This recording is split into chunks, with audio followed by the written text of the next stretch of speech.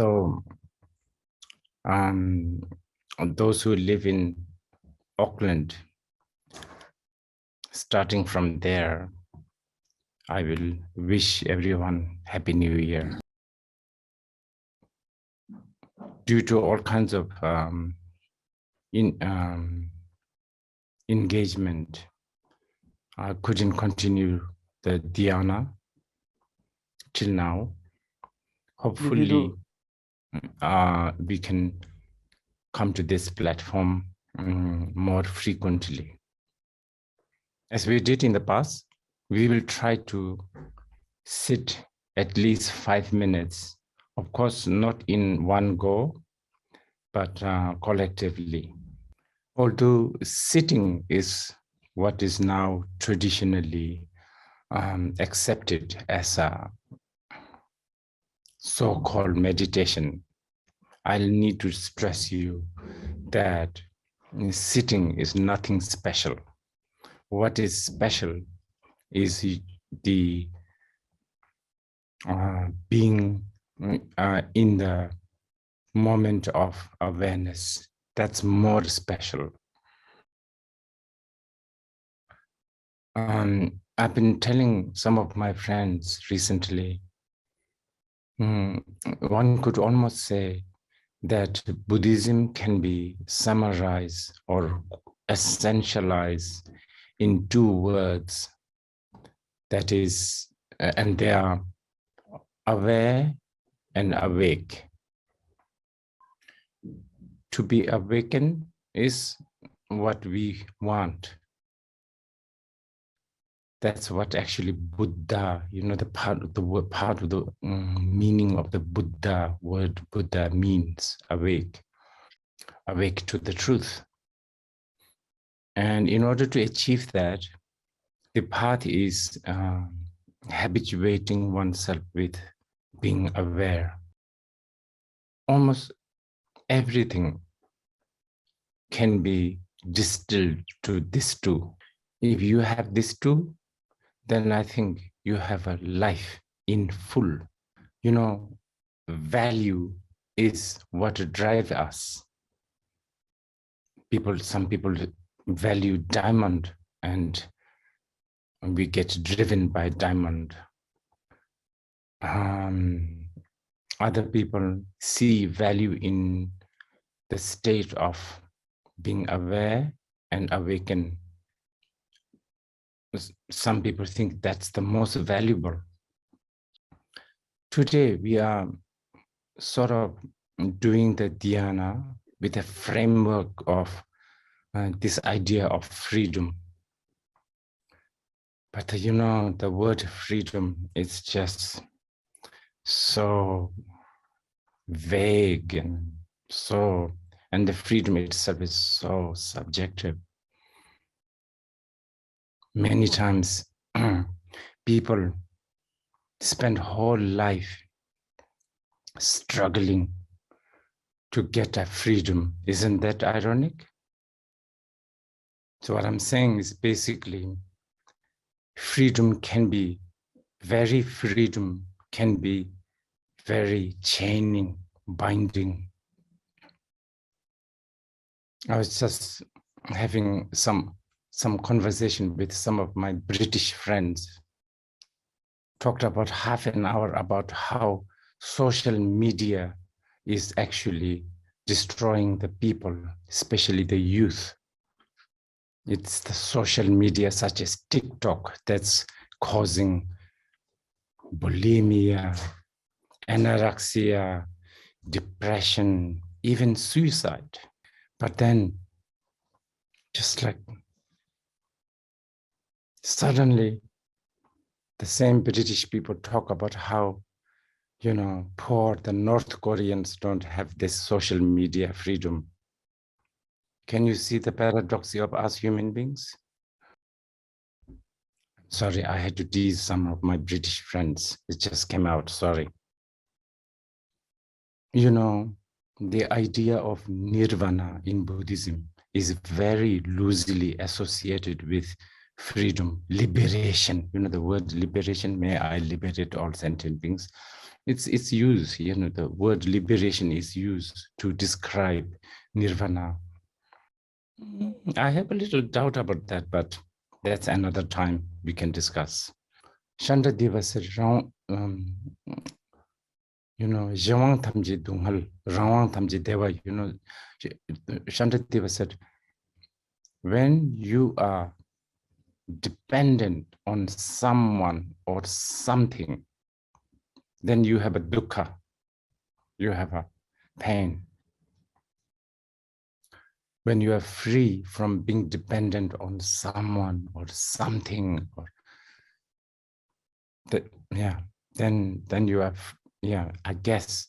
So what I'm trying to tell you is the definition of the freedom from the Buddhist point of view is what I've just explained. So in this context, freedom such as freedom of speech, freedom of voting, freedom of, I don't know, congregation, they are kindergarten freedom. Real freedom comes when you have no more obligations, when you are not bound by duty, you are no more bound by morality, when you are no more obliged to be Robin Hood, then you are actually free. Otherwise, until then, you're not really free, you know. And 2,500 years history of Buddhism, there is a systematic training to reach this freedom. And not just like one soul method, so many methods.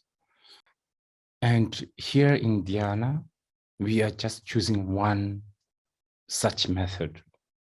Okay, so what I want you to do is whatever you are thinking right now, you must be thinking something, unless you have become a, you know, like a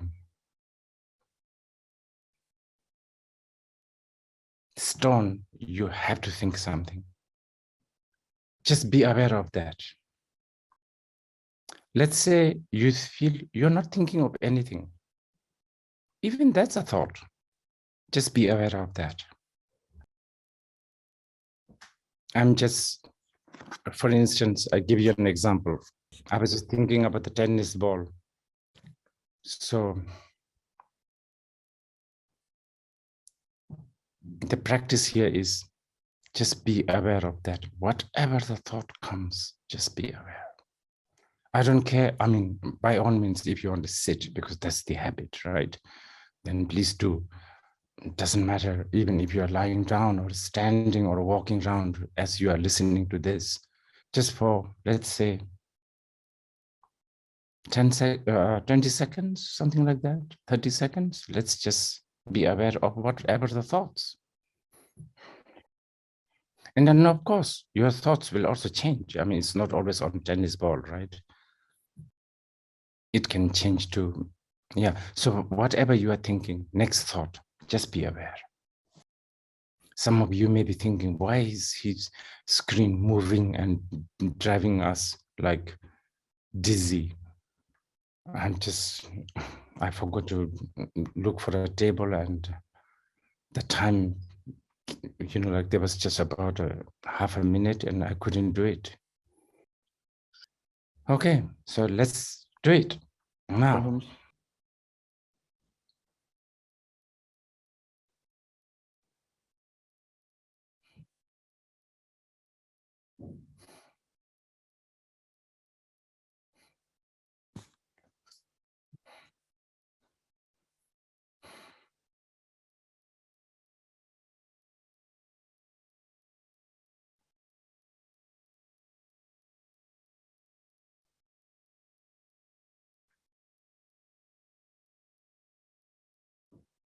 Okay, that's good. You may think, that's it? You may think, then what? See, when the moment you ask, then what? You want to go to prison. No, then what? If there's some bad thought, no, like no guilt, no condemnation, nothing. If there is like good thoughts, not to be too excited about. Okay, so let's do it again.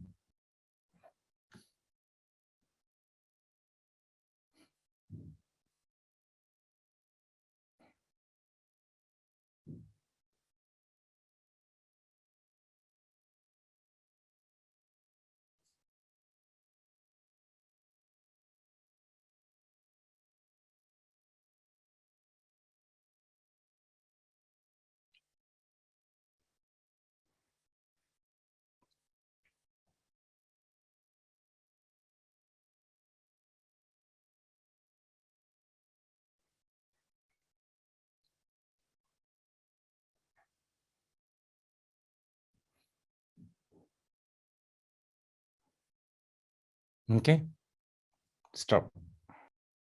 There's still 3 minutes and 35 seconds to go.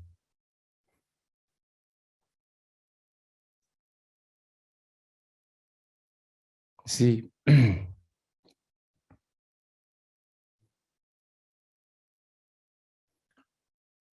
um,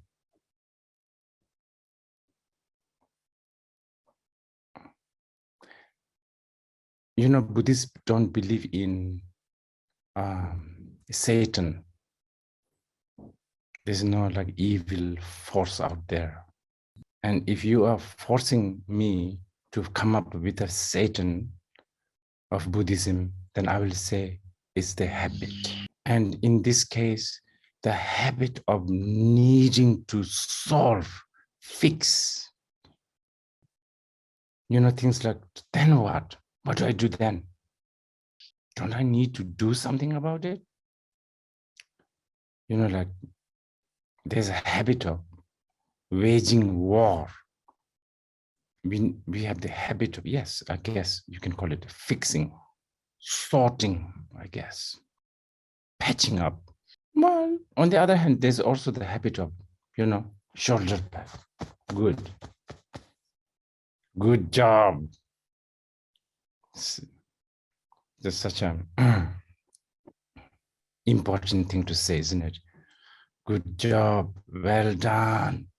I was in Bali doing a yoga, and the yoga instructors said, good job. Oh, good job. Almost the same amount.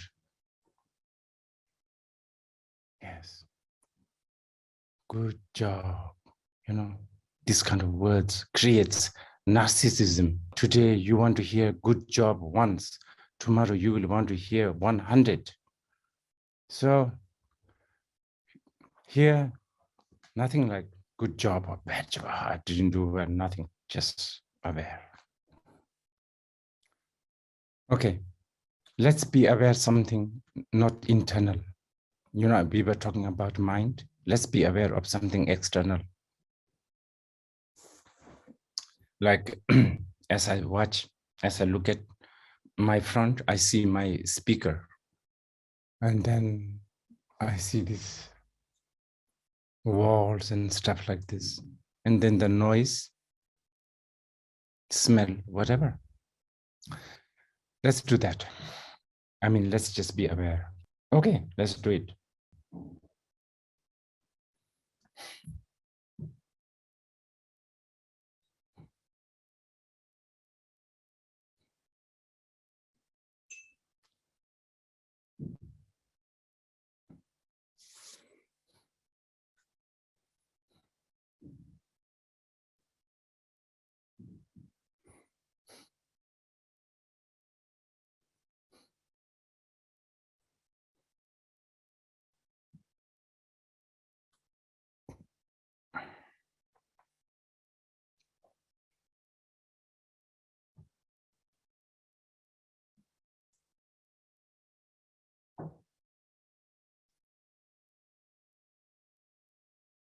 Okay, let's stop. Let's do external and internal together, so to speak. Maybe I should not say internal. It's like sensation that is caused by what's happening outside. I don't know, somebody's chopping something upstairs, in my case, cooking or something. It hasn't gotten into my nerve yet.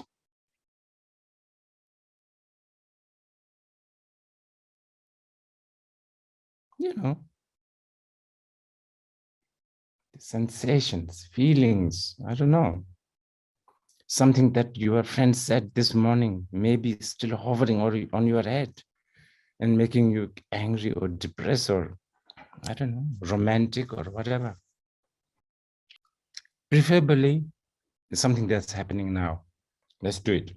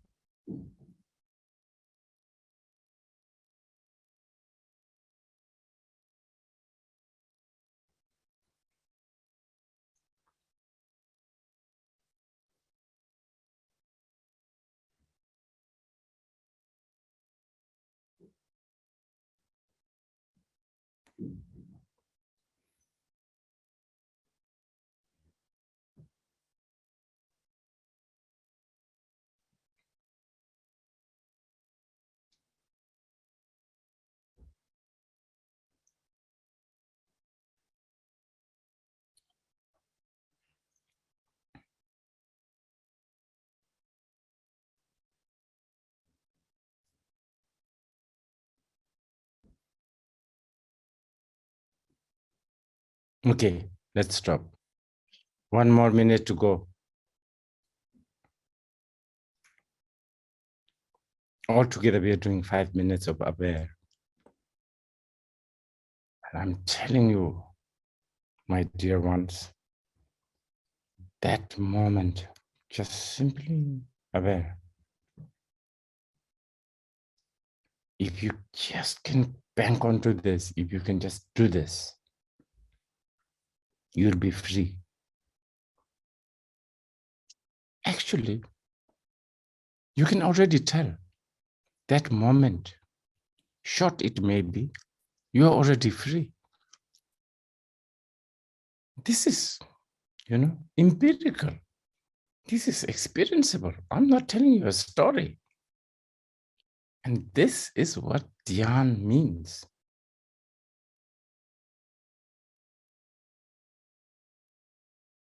Okay, let's do rest of the time. Okay, 1 minute.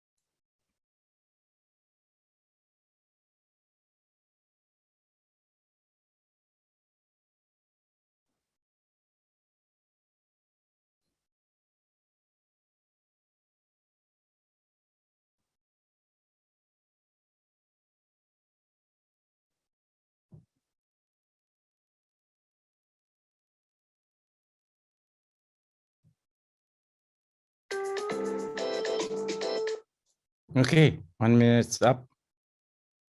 So that's altogether 5 minutes. I watched Blade Runner, part It was 1 and 2. Such a good film. I'm telling you, you should watch. It's really powerful, actually, kind of depressing also. I was thinking, you know, it is possible that I'm a replicant. But, you know, even if I'm a replicant,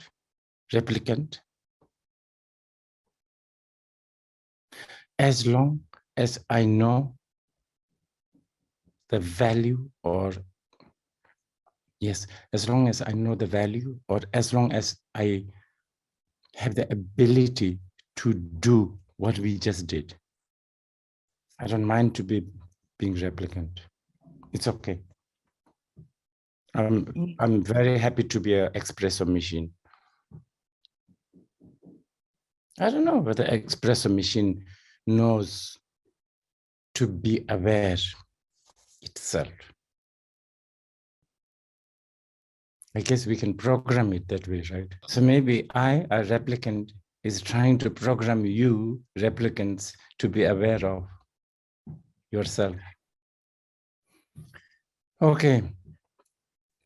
I know 2022 has been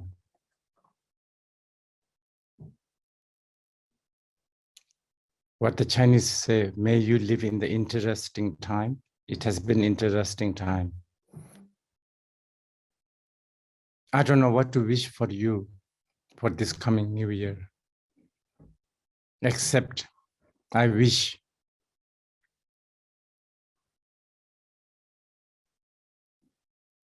that you will manage to be aware. And the rest,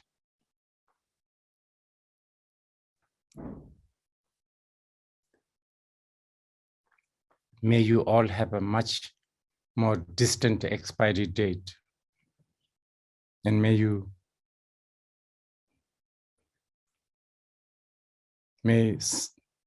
some of your wish be fulfilled. I would not, I mean, my prayer doesn't really work. And even if it does work, I don't think I should wish that all your wish will come true. That's scary. Tomorrow, I'm going to do prayers to all the Dakinis. For those who understand Tantra, I am doing a prayer to Dakinis. Please, those who have time and means, buy a flower or a burn an incense as a gift for all these Dakinis. And please tell them to protect us from being drifted to anything that is not freedom. Okay, take care.